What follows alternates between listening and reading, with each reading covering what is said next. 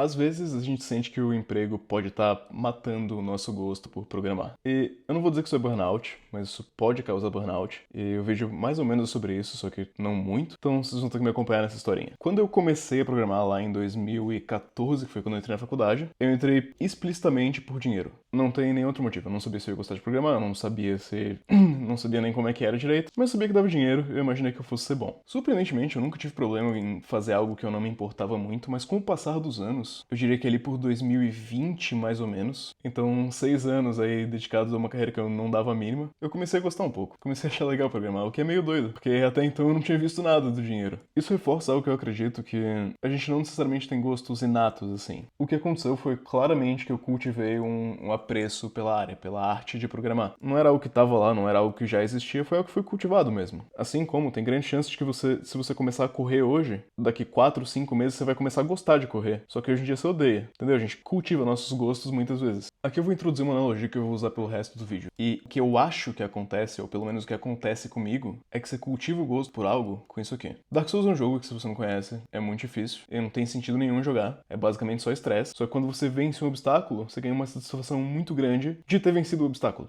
Não tem nenhum sentido inato. A satisfação é a própria satisfação de você ter sido bom o suficiente para vencer. E esse ciclo de esforço e feedback positivo é o que eu acho que faz a gente gostar de algo. Eu vou diminuir um pouco a analogia do Dark Souls aqui, que eu vou usar ela bastante. Em algum momento da sua vida, se você programar muito provavelmente programação vai ser isso aqui pra você. Você vai achar um problema interessante e difícil, você vai com muito esforço vencer esse problema interessante ou difícil, ou então você vai ter uma ideia de algo pra fazer, e você vai se esforçar bastante e botar aquela ideia, criar aquela ideia, né, fazer acontecer, e você vai cair nesse loop de feedback positivo e esforço, onde você vai aprendendo, desenvolvendo suas habilidades, e você fica feliz quando você consegue fazer as coisas. Mas em algum momento da sua carreira, é muito provável que esse loop fique um pouco diferente, que o que aconteça seja o seguinte: você tem uma tarefa, essa tarefa requer esforço, você faz o esforço, você não aprende nada, você não sente que agregou valor nenhum, e você volta para a próxima tarefa. A recompensa por um trabalho bem feito é mais trabalho, e você não aprendeu nada, você não melhorou, então você se esforça mais. Você termina a segunda tarefa, você ganha mais uma tarefa, você faz, se esforça mais, e como recompensa pela sua tarefa, vem mais tarefa. Aí você vai nesse ciclo até chegar um momento aqui que você não tá aprendendo nada, e você não tá recebendo feedback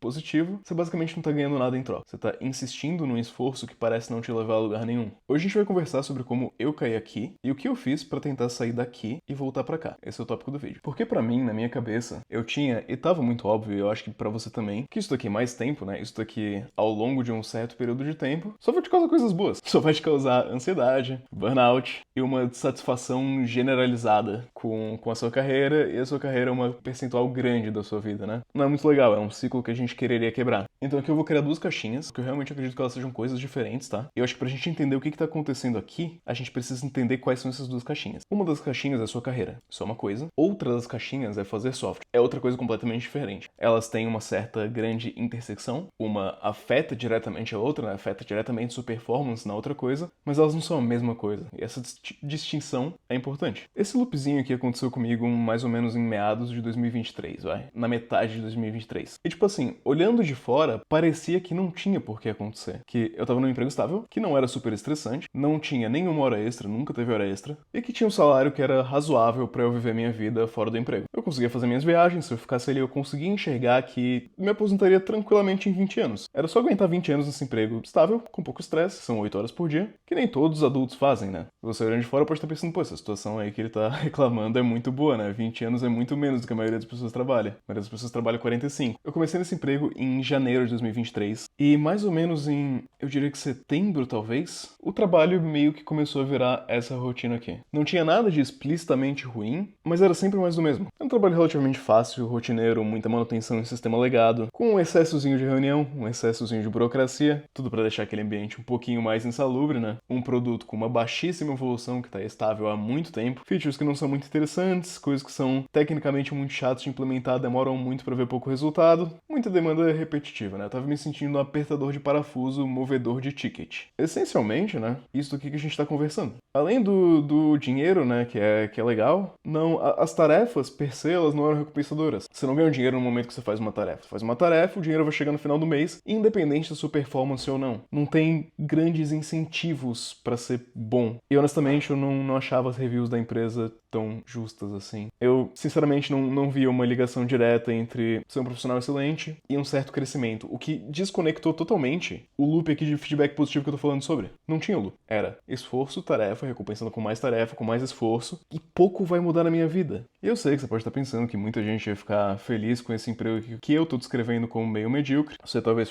ficasse muito feliz com essa perspectiva aqui, mas eu não fiquei, tá? Meu objetivo nunca foi ter um trabalho medíocre. Eu não ligo se as outras pessoas estão satisfeitas com isso, porque eu não tava. E eu sabia que tinha como ser melhor. Nesse grande marasmo corporativo aqui, eu senti que isso daqui, essa parte de fazer software, as minhas habilidades estavam totalmente estagnadas. Não existia avanço nenhum. E lembra que eu falei que fazer software e a sua carreira são coisas distintas, são coisas diferentes? Bom, a minha carreira também parecia estagnada, né?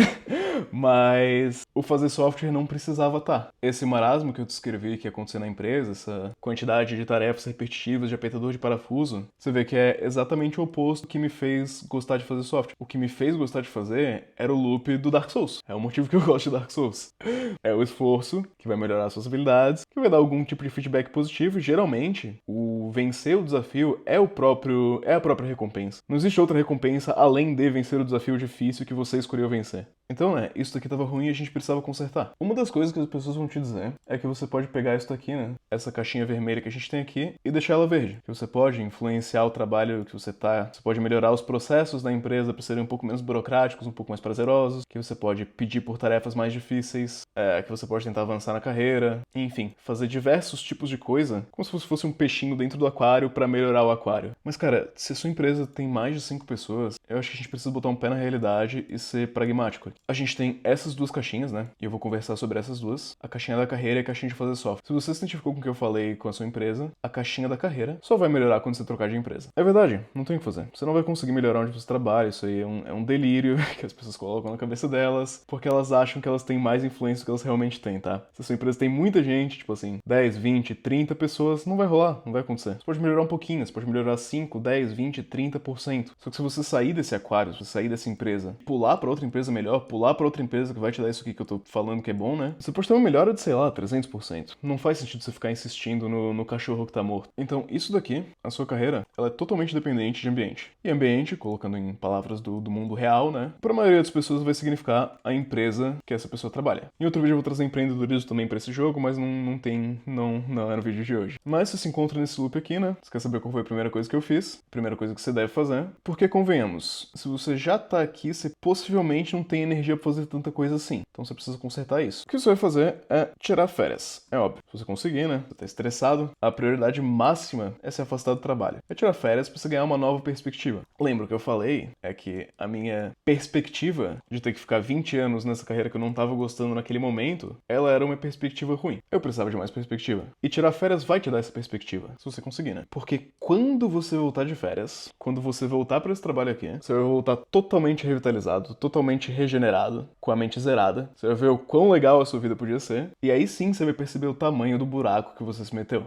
O bom de tirar férias é que você não volta mais descansado. O bom de tirar férias é que você volta com um ódio renovado para com o emprego. Aí você percebe o quão melhor as coisas podiam ser. E com esse ódio renovado, a gente tem algo muito legal. A gente tem o que eu vou chamar aqui de energia de ativação. Quando você estava trabalhando, quando você estava no marasmo do dia a dia, você não tinha energia pra fazer muita coisa, né? Agora, nessa primeira aí, uma semaninha que você voltou do seu emprego, que você percebeu o buraco em que você tá, nessa uma semana, você vai fazer aquilo que você tá há meses enrolando, que é atualizar a porcaria do seu currículo. Vocês estão vendo pra onde que isso tá indo, né? A gente tem duas caixinhas, tem a caixinha de carreira e tem a caixinha de fazer software. Eu já vou falar sobre a de fazer software, mas a caixinha de carreira a gente tá corrigindo ela da única maneira possível, que é tentando se colocar em lugares melhores. Não tem outra. Não existe. Você acha que você vai alterar o rumo do Titanic? Não tem como. Você tem que mudar de empresa. Enfim, você vai atualizar o seu currículo uma única vez, só que você vai fazer ele bem feito. Tem trocentos vídeos no YouTube de como fazer um currículo bom, você vai fazer um currículo bom. Na verdade, você vai fazer uns 3 ou 4 bons, tá? Porque, por exemplo, se você é um desenvolvedor que sabe Node e você sabe Fast API e, sei lá, qualquer outra coisa, você vai fazer um currículo mais focado em Node ou mais focado em Fast API pra dar aquela embelezada e saber direcionar o currículo certo pra oportunidade certa, saca? Se você é um full stack, você pode ter um currículo front-end, um full stack e um back-end, entendeu? Pra se adequar ao que a vaga pedir. Você vai atualizar o seu currículo, então, e durante a daily do seu emprego, óbvio, se o seu daily do seu emprego, provavelmente ele tem daily, quase com certeza. Então, durante a daily, que todo mundo sabe que não tem nada de útil durante a daily, você vai mandar um currículo por dia. Só um por dia, todos os dias. É só isso. Aqui, bom, né? Você já reconheceu, a gente já concordou que você tá numa situação merda. Esse um currículo tem que ser pra uma situação melhor, né? Eu acho que eu preciso explicar isso. Você não vai mandar um currículo aleatoriamente. Por exemplo, se você quer trabalhar no Google, se você acha que vai ser melhor lá, e provavelmente vai ser melhor, tá? Porque se você trabalhar no no Google, você não vai estar olhando para 20 anos, você vai estar olhando para 5, 6, 7 anos. O Google em Zurich, por exemplo, ele paga mais ou menos aí pra sênior, eu acho que é uns 300 mil euros anual. Pô, 300 mil euros anual pode ser a morosidade que for, que eu não ligo, né? Com isso aqui, honestamente, 4 aninhos e deu pra bola. Mas, enfim... Você vai procurar as vagas que realmente são boas, né? O que você vai procurar? Google, Meta, você tá no Brasil, Brex é legal, Nubank paga bem também, é isso que você quer. Quando você já tá empregado, é o momento que você vai procurar uma oportunidade top. Muita gente fala bem de banco, né? Fala bem de Itaú, se manjar um COBOL, assim, um negocinho mais rebuscado, o bancão paga bem. E quando você fizer isso daqui, você vai perceber que tem algo desconectado aqui. Você vai perceber que o seu currículo não necessariamente encaixa com essa vaga que você quer entrar. E agora, pelo menos, você tem um direcionamento, né? Você sabe o que aprender, você sabe o que fazer. As coisas que faltam no seu currículo, que você não tá conseguindo a entrevista porque elas faltam, são justamente as coisas que quando você tiver um tempo, você vai estudar. Então, estudar o que falta. Isso que vai ser importante depois também. Com isso aqui, tá? Você não precisa também só aplicar para as melhores empresas do país, até porque elas são bastante difíceis de entrar. Às vezes você tá numa situação em que você ganha, sei lá, 3, 4, 5 mil reais, você pode aplicar para empresas que são boas, que não são as melhores, mas que já vão te botar numa situação melhor. Qualquer passo que você der para sair disso daqui é melhor. Até se você trocar para um emprego que é tão ruim quanto, pelo menos nos 6 primeiros meses vai ter novidade, você vai aprender alguma coisa. Enfim, um currículo por dia, uma hora dá certo. Aqui tem um adendo também, tá? Talvez você faça isso daqui e você fique tão desanimado com a perspectiva de ter que arranjar outro emprego que você começa a pensar em empreender. É assunto de outro vídeo, a gente já vai falar disso outro dia. Mas se estudar o que falta, vai te dar uma direção legal. Lembra dessa historinha aqui, da historinha do Dark Souls? Eu peguei isso daqui, eu peguei esse estudar o que falta e eu apliquei aqui pra nossa historinha do Dark Souls. Em 2023 tinha muita vaga Golang e eu via também muita vaga Next.js, que eram as coisas que me interessavam e as coisas que poderiam me colocar nos lugares que eu queria estar. Eu também tinha um interesse muito grande, algo que você precisa ter interesse no universo de indie hacking. Você não precisa ter esse interesse, você pode ter qualquer interesse em qualquer coisa, você pode ter interesse em xadrez, mas o fato de você ter interesse em algo vai facilitar esse feedback aqui, esse loopzinho que a gente tá tentando criar. Que se você não tiver interesse, for algo que você não gosta, essa parte aqui do feedback positivo é muito difícil. Dá pra ter? Dá pra você gostar de algo que você não gosta.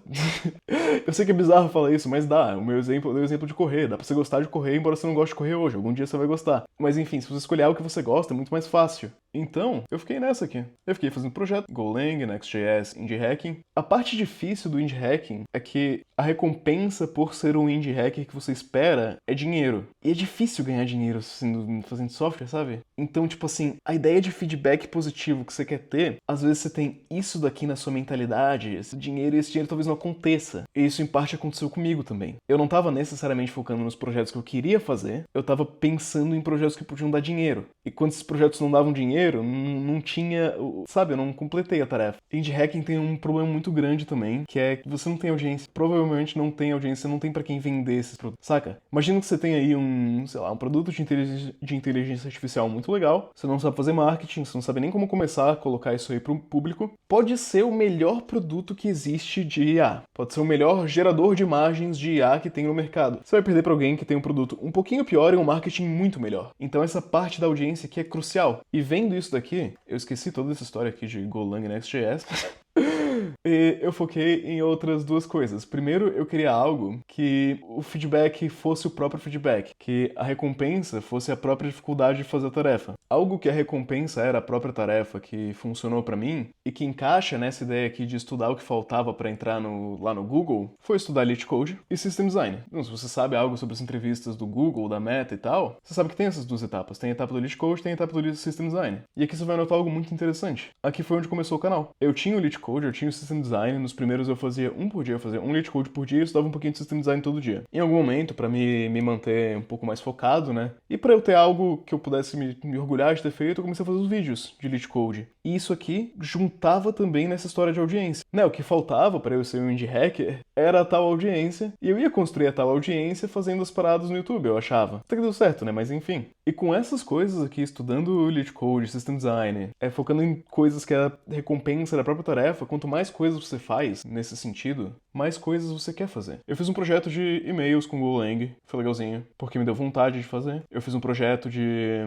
um roadmap de investimentos, com Next.js também, porque me deu vontade de fazer, nunca foi pra lugar nenhum, o roadmap nem ficou muito bom, mas foi legal fazer. Eu fiz um habit tracker, um tracker dos meus hábitos, e nesse habit tracker eu podia anotar todos os dias que eu tinha feito lit code, todos os dias que eu tinha comitado código no GitHub. Foi um projeto bem legal também, que eu também abandonei, mas não é sobre o projeto em si, em específico, é sobre isso aqui, é sobre esse loopzinho. E esse loopzinho aqui eu tava tendo. E assim, do final do ano de 2023, entre outubro até hoje, mais ou menos, que você tá vendo esse vídeo, eu fiquei nisso. Eu fiquei repetindo essas coisas aqui. Tocando os projetos, do lit code, quer dizer, fazendo lit code. Nossa, lit code é muito bom, que cumprir a tarefa é a própria recompensa. Isso é fantástico. Isso é totalmente Dark Souls. Eu fiquei nesse loop virtuoso que, eventualmente, mudou isso daqui. Mudou a tarefa de fazer software. Não ficou mais chata. Ela ainda podia ser chata no emprego, mas eu tinha dissociado as duas coisas com sucesso. Eu tinha separado o ato de fazer software da minha carreira. E isso, curiosamente, e agora olhando, é meio óbvio, né? Acabou influenciando aqui também, porque tudo que você aprende fora do trabalho, você acaba levando pro trabalho. Então acabou que, por mais que apertar, que isso aqui fosse apertar parafuso, isso aqui ainda não tava legal, tava muito mais suportável, porque eu sabia o que podia ser, né? Eu sabia que podia ser melhor, eu sabia que fazer software era melhor do que isso. Eu sabia que minha carreira não necessariamente ia estar presa lá pra sempre, né? Que existiam outras oportunidades, que tinha outras coisas que eu tava aprendendo e que eu podia tentar empreender, eu podia tentar trocar de empresa, trocar de stack, fazer um produto melhor, porque eu tinha percebido que o meu problema não era com fazer software. Meu problema nunca foi fazer software, meu problema foi aquele ambiente de trabalho. E isso daqui também colocou de volta um negócio de craftsmanship, de artesanato, assim, de me preocupar um pouco mais com fazer as coisas bem feitas. E, honestamente, tendo o ego que eu tenho, o próprio ato de fazer as coisas bem feitas devia ser uma recompensa também. Se eu me achava, né, tão superior a esse emprego, as tarefas tão corriqueiras e tão mundanas, eu, obviamente, ia fazer melhor. Tem aqui a alegoria do Sísifo levando a pedra pra cima da montanha, né, e todas as noites a pedra cai e todos os dias ele tem que levar a pedra de novo lá pra cima. Tudo que falta pra melhorar a situação dele, tudo que falta pra ele se divertir um pouco mais fazendo isso, ele tem um high score aqui em cima. Que, tipo assim, vai melhorando todas as vezes que ele consegue levar o mais rápido possível. Se o high score dele é, tipo assim, 15 segundos, e amanhã ele faz em 14 segundos, depois ele faz em 13 segundos, ele não é mais um condenado a levar uma pedra pra cima da montanha. Ele é um atleta de ponta agora, totalmente diferente. Né, é bizarro falar isso, mas a perspectiva aqui altera totalmente a relação que você tem com o trabalho. E, enfim, o desalinhamento que causou esse loop aqui no início, ele já não existia mais tanto. Porque eu já não tava mais tão focado encarando nesses 20 anos aqui, porque eu sabia que a situação de apertador de parafuso, primeiro que ela tava um pouco melhor, né? Dado que eu sabia que o meu problema não era fazer software, o apertar parafuso era uma situação momentânea. E que eu podia tentar a ideia aqui de fazer um high score, né? De tentar fazer as coisas melhor e tentar me desenvolver mesmo fazendo algo corriqueiro. E também a perspectiva aqui dos 20 anos não me preocupava mais tanto, que eu sei que essa habilidade aqui, que é a habilidade de fazer software, ela continua sendo valiosa e eu continuo gostando de fazer isso. O que eu não tava gostando era desse outro quadradinho aqui. Só que esse quadrado de carreira e esse quadrado de software são coisas diferentes. Você não gostar de um não necessariamente diz que você não gosta do outro. E com esses problemas um pouquinho resolvidos,